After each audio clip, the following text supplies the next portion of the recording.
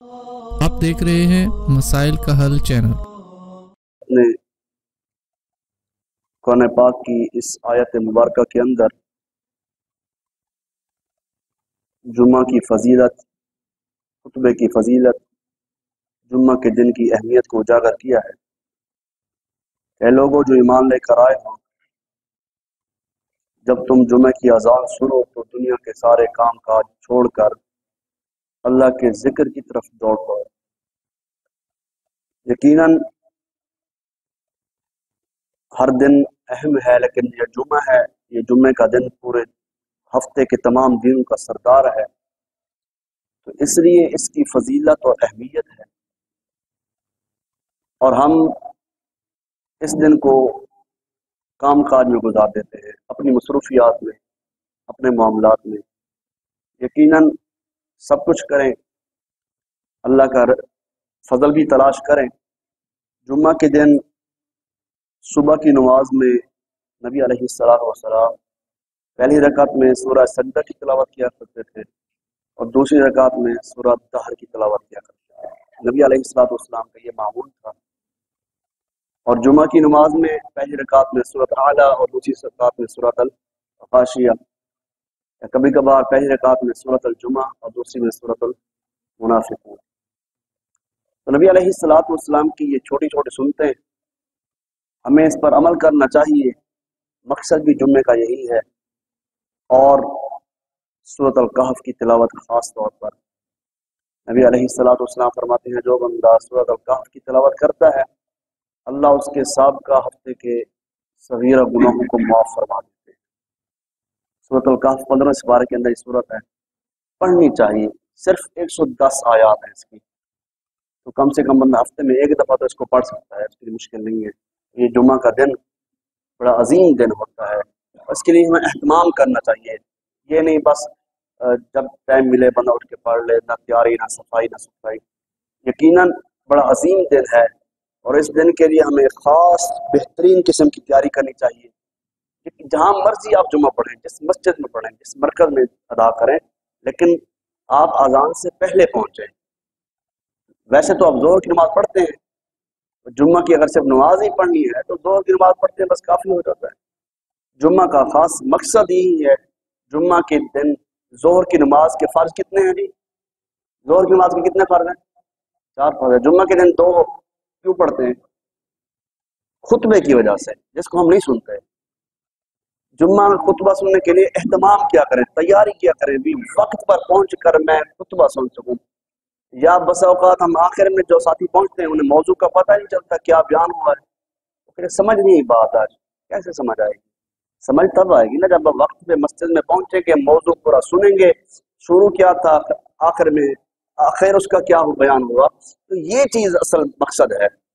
اور مسجد میں آنے، جب بندہ مسجد میں پہنچے، خطبے سے پہلے جتنی چاہے رکعتیں ادا کر سکتا ہے، مسنا کر کے، 2 کر کے جتنی چاہے رکعتیں ادا کر سکتا ہے۔ ہاں جب خطبہ شروع ہو جاتا ہے تب کوئی مسجد میں تشریف لاتا ہے تو اس کو چاہیے کم سے کم 2 رکعت پڑھ کے ضرور بیٹھے۔ اور خطبہ جمعہ کے دوران اکثر ساتھی ان سے وہ مل رہے ہوتے ہیں، ملاقات کر رہے، اسلام کر رہے ہوتے ہیں، مصافحہ کر رہے ہوتے ہیں، بات کر رہے ہوتے ہیں، کوئی چیز لے دے، اس سے بھی منع ہے شریعت کے اندر۔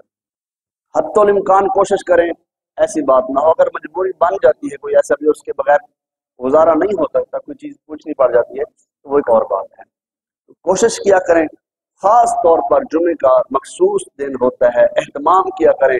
جتنی لگن زیادہ ہوگی، جتنی محبت زیادہ ہوگی، بندہ کہتا ہے میں مصروف ہوتا ہوں تو پھر ساری چیز انسان مصروف رہتا ہے۔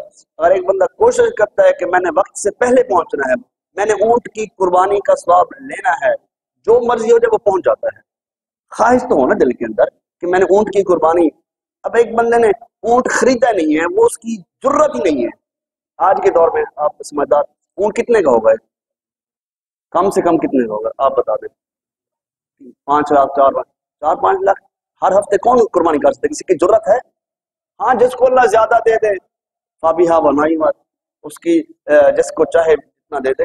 لیکن آج کے دور میں ایک اونٹ قربانی کرنا، سال کے بعد ہم سوچتے ہیں تو اللہ ایک اپنے بندے کو ہر جمعے اونٹ کی قربانی کا ثواب دے دے، اس سے اتنی بڑی قربانی، اس سے بڑا اجر اور کیا ہو سکتا ہے؟ कोशिश करें वक्त पर पहुंचे। ऊंट की कुर्बानी, गाय की कुर्बानी, दुम्बे की कुर्बानी, बकरी की कुर्बानी, हत्ता के अंडे की कुर्बानी, तो कोशिश तो बंदा कर सकता है ना। तो आप कोशिश करेंगे इंशाअल्लाह, जो बंदा भी कोशिश करेगा अल्लाह रब्बुल इज्जत उसके लिए रास्ता आसान फरमा देगा। जितनी भी बंदा मुश्किल में हो, बंदे की ख्वाहिश हो मैंने नमाज जमात के साथ अदा करनी है, रात को आप बेशक अलार्म ना लगाएं, रात के 3 बजे सो जाएं, 4 बजे आपकी नीयत है, आप डट गए हैं, अल्लाह की कसम सुबह अजान के वक्त आप खुल जाएगी। ये तो अलार्म अब आए ना, घड़ियां अब आई है। पहले लोग कैसे नमाजें पढ़ते थे? नहीं पढ़ते थे नमाजें, तहज्जुद पढ़ते थे, नमाजें पढ़ते थे। तो आज हमें ये जो दर्स है, ये सबक है, ये एक तालिब इल्म की हैसियत से जो सबक हम सुनाते हैं उस पर हमें भी अमल करना चाहिए। और कोशिश करेंगे, आप लोग मस्जिद में जल्दी आने की कोशिश करेंगे। अल्लाह आपको और मुझे अमल करने की तौफीक अता फरमाए।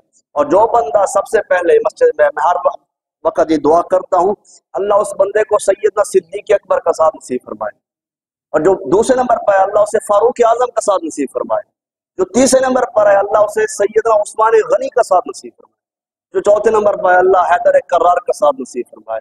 फिर जो उनके बाद है ऐसे तरतीब अशरम बशरा की तरतीब लगा लें, फिर अहले बैत की तरतीब लगा लें, फिर सहाबा, फिर चलते जाएं मुहद्दिसीन तक चले जाए। अल्लाह सबको नेक लोगों का साथ नसीब फरमाए। तो कोशिश करेंगे आप लोग, मैं भी कोशिश करूंगा वक्त पे आने की, आप भी कोशिश करें। जो इंसान थोड़ी सी कोशिश करते हैं, वह इंसान इल्ला मा सआ, अल्लाह फरमाते मेरा बंदा कोशिश करता है ना, मैं उसकी कोशिश को पूरा फरमा देता हूँ।